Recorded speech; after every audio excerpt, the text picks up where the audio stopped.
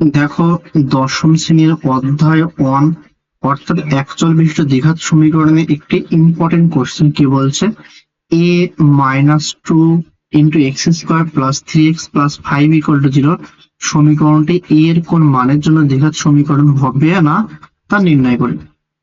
অর্থাৎ দেখো যে ax²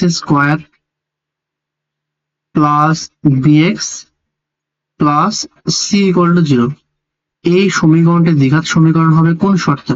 যখন x² এর সহগ কত a does not equal to 0 তখন সমীকরণটি কি হবে? দ্বিঘাত হবে। যদি সমীকরণটি দ্বিঘাত হবে না কখন? যখন a এর মানটা 0 হবে তখন সমীকরণটি দ্বিঘাত হবে না। তার মানে দেখো, অর্থাৎ x² এর সহগ যখন 0 হবে তখন সমীকরণটি দ্বিঘাত হবে না।